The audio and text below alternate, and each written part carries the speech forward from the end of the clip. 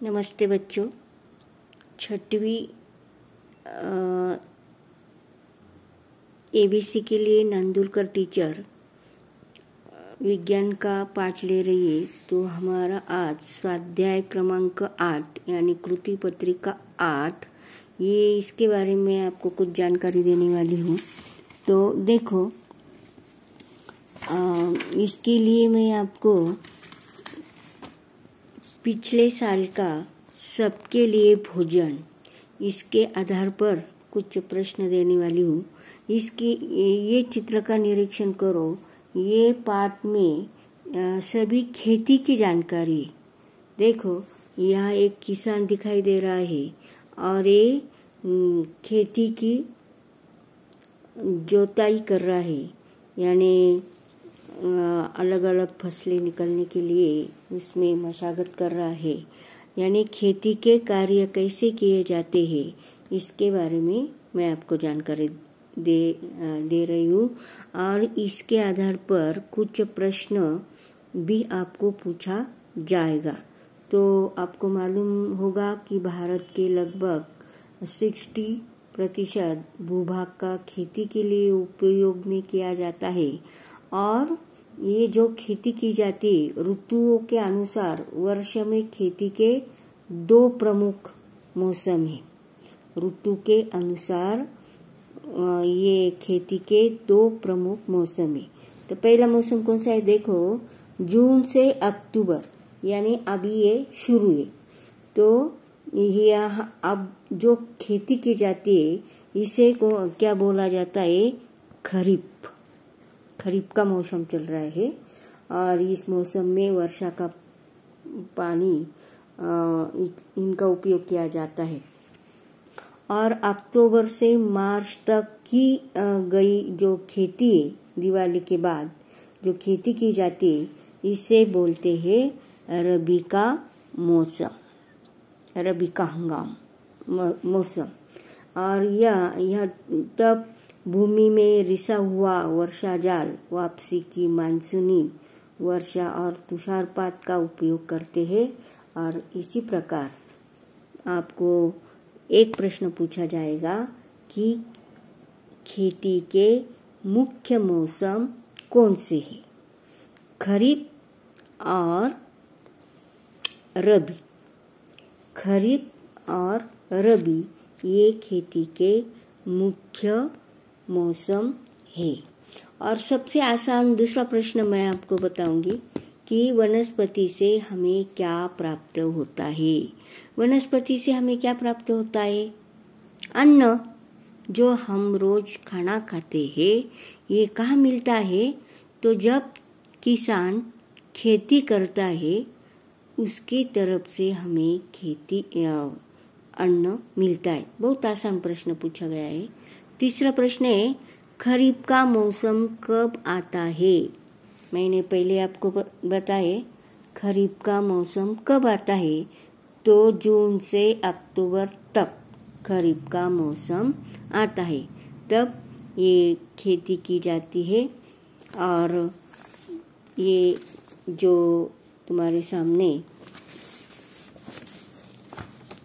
स्वाध्याय क्रमांक 8, ये इसमें प्रश्न दिए, मैंने उत्तर भी लिख के दिए, क्योंकि बहुत सारे लड़के तुम्हारे 6वीं के बुक में उत्तर ढूंढते, लेकिन वहाँ ज़्यादा मिलता नहीं। ये 5वीं का अभ्यासक्रम है। मैं आपको बार बार बता रही हूँ, ये सिर्फ हमारे रिवीजन के लिए चल रहा है।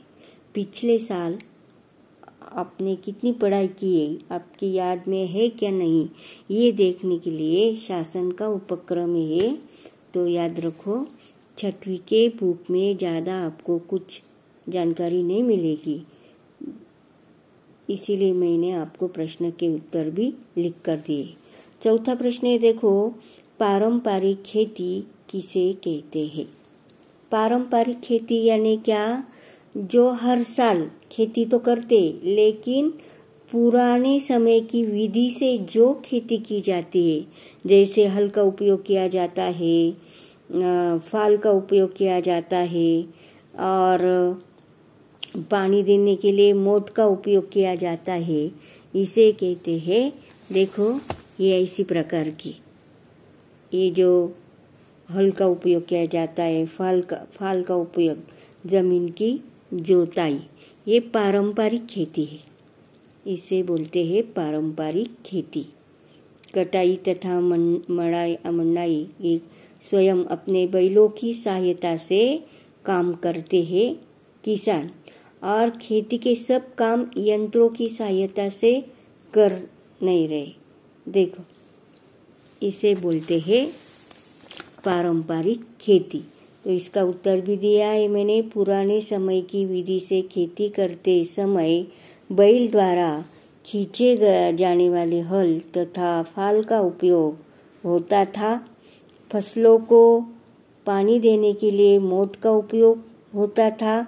इसे पारंपरिक खेती कहते हैं। और इसी प्रकार मैंने आपके लिए प्रश्न के उत्तर 4 दिए हैं। 1, 2, 3, 4। पहला है खेती के मुख्य मौसम। मैंने आपको बताए वनस्पति से हमें क्या प्राप्त होता है, अन्न, भोजन। खरीफ का मौसम कब आता है, जून से अक्टूबर तक। पारंपरिक खेती किसे कहते हैं, ये भी मैंने आपको बताया है। और 5वां प्रश्न है, सिंचाई की आधुनिक विधियां कौन कौन सी है। सिंचाई की आधुनिक विधियां कौन कौन सी है। तो देखो, टपक सिंचन और फुहार सिंचन। इसके मैं आपको 2 चित्र भी बताने वाली हूँ। ये फुहार सिंचन का फुहार, देखो ये ऐसा प्रकार का फुहार सिंचन रहता है, और टपक सिंचन का इसी प्रकार का चित्र रहता है। और फुहार सिंचन और टपक सिंचन ये सिंचाई की आधुनिक विधियां है, पारंपरिक नहीं है। ये भी आपको याद में रखना है। इससे क्या होता है, बूंद बूंद के रूप में पानी टपकता है, और ये पानी कम से कम खेती में उपयोग में पड़ता है। इसी प्रकार ये फुहार सिंचन और ये टपक सिंचन, ये आधुनिक खेती के 2 प्रकार है पानी के। इसे फुहार सिंचन विधि में छोटे बड़े फव्वारे द्वारा फसलों पर पानी का छिड़काव किया जाता है, और ऐसे प्रकार अभी बहुत से खेती में दिखाई देते हैं। तो इसी प्रकार मैंने आपको ये 2 यानी 5 प्रश्न स्वाध्याय क्रमांक 8 इसमें पूछे गए हैं। सभी लड़के मन लगाकर, ऐसे कागज में नहीं लिखना है, तो नोटबुक में लिखकर दिखाना है। और ग्रुप में लिखकर मत दिखाओ मुझे, मेरे वैयक्तिक नंबर पर भी दिया तो चलेगा। ग्रुप में कोई बात नहीं करेगा, कोई मैसेज नहीं करेगा। जो बोलना है, जो मैसेज करना है, मेरे वैयक्तिक नंबर पर करो।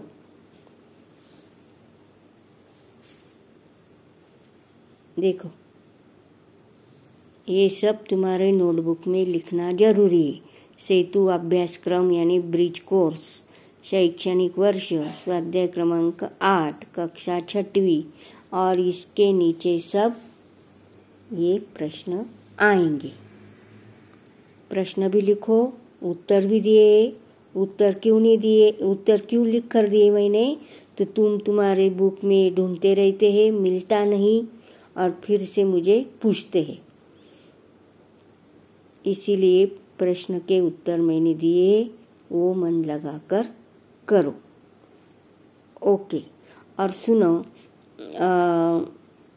1 से 8 जो हमने स्वाध्याय हल किए, इसके आधार पर मैं आपको चाचनी क्रमांक 1 15 मार्क की चाचनी है, मैं आपको देने वाली हूँ।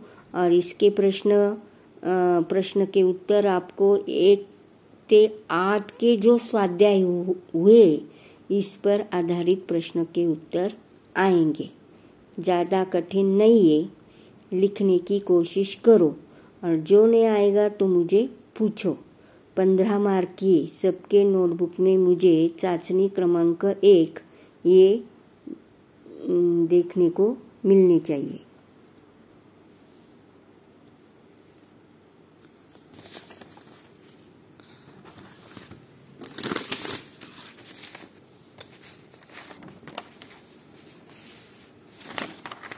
देखो ये चाचनी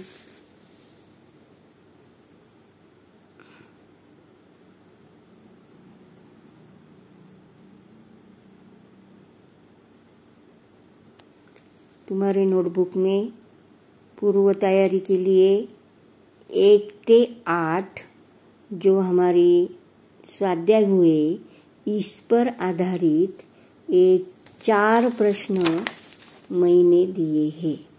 तुम्हारे बुक में है, ये आकृति भी मैंने आपको दी है, तो इसके उत्तर आप खुद लिखेंगे। बहुत आसान है। सजीव कहाँ पाए जाते हैं? पृथ्वी पर पाए जाते हैं। उष्ण प्रदेश में रहने वाले प्राणी के नाम लिखो।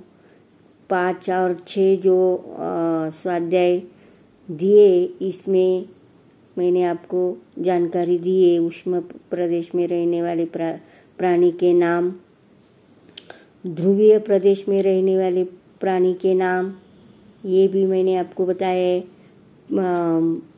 पानी का प्रमाण कितना है, जमीन का प्रमाण कितना है, ये भी मैंने आपको स्वाध्याय क्रमांक 1 और 2 इसमें बताया है।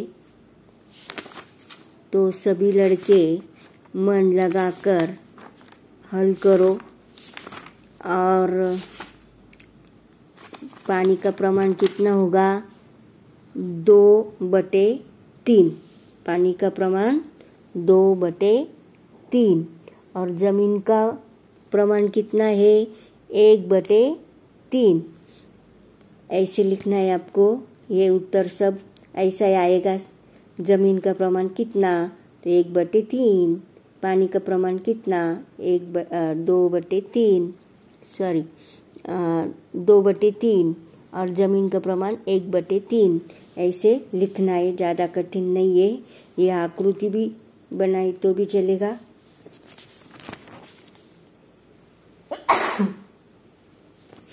वनस्पति, ये जो आपको ये कंस में जो शब्द दिए हैं उसको चुनकर लिखना है। वनस्पती हवेतील कोणता, कार्बन डाइऑक्साइड की ऑक्सीजन, दोनों से एक चुनकर लिखना है। दूसरा है सूर्य की उष्णता से पृथ्वी के ऊपर से पानी का सतत संगणन होता है कि बाष्पीभवन होता है, तैयार होता है। ये आपको दोनों में से एक लिखना है। कोई बच्चे दोनों ही शब्द लिखकर रखते, इसमें गलत होगा। तीसरा देखो, जो पिंड टिमटिमाते हैं उन्हें क्या कहते हैं? तारा कहते हैं, क्या नक्षत्र कहते हैं, क्या ग्रह कहते हैं? क्या कहते हैं ये आपको लिखना है। प्रश्नों के उत्तर लिखो। आहार श्रृंखला तैयार करनी है। मेंढक, चील, सुंडी, सांप, घास, इनकी चुनकर श्रृंखला तैयार करनी है। दूसरा प्रश्न दिया है, बेघर होने के 2 कारण लिखो। बेघर, मैंने आपको 8 नंबर का जो वीडियो दिखाया है, नहीं 7 क्रमांक का वीडियो दिखाया है, तो उसमें बेघर होने के कारण मैंने आपको बताए 6 नहीं लिखने, आपको सिर्फ 2 लिखने। भारतीय अंतरिक्ष यात्री का नाम लिखना है आपको। पिछले वीडियो में मैंने आपको दिखाए थे लघु ग्रह किसे कहते हैं। तुम्हारे परिसर में फसलों में कौन कौन से अन्न तैयार होते हैं? खेती में नाम लिखो। खेती के नाम लिखना है। खेती के नाम यानी क्या? तुम जहाँ रहते, तुम्हारे गांव में कौन कौन से फसल यानी सब्जियाँ, गेहूँ, बाजरा, ज्वारी, ये कोई भी लिखो। अचूक शब्द लिखना है। वातावरण, और इसमें क्या लिखना है? जलावरण, शिलावरण, जलावरण, शिलावरण, ऐसे 2 चौकोन में लिखना है। पहला स्तर है पृथ्वी के आवरण, ये पृथ्वी के 3 आवरण है। पहला है वातावरण, दूसरा है जलावरण, तीसरा है शिलावरण। और ये आकृति तो मैंने आपको दिखाई, फिर से बताती हूँ आपको। पानी का प्रमाण कितना है पृथ्वी पर और ज़मीन का प्रमाण कितना है ये लिखना है। ध्रुवीय प्रदेश में रहने वाले प्राणी का नाम लिखना है। उष्ण प्रदेश में रहने वाले प्राणी का नाम। सजीव कहाँ पाए जाते हैं ये भी आपको लिखना है। बहुत आसान ये चाचणी घटक चाचणी क्रमांक 1 ते 8 अभ्यासक्रम यानी सेतु अभ्यासक्रम यानी स्वाध्याय 1 ते 8 स्वाध्याय पर आधारित है।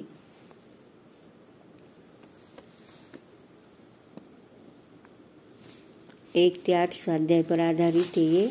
तो सभी लड़के लिखकर मेरे वैयक्तिक नंबर पर भेजो, ग्रुप में नहीं भेजना है। ओके।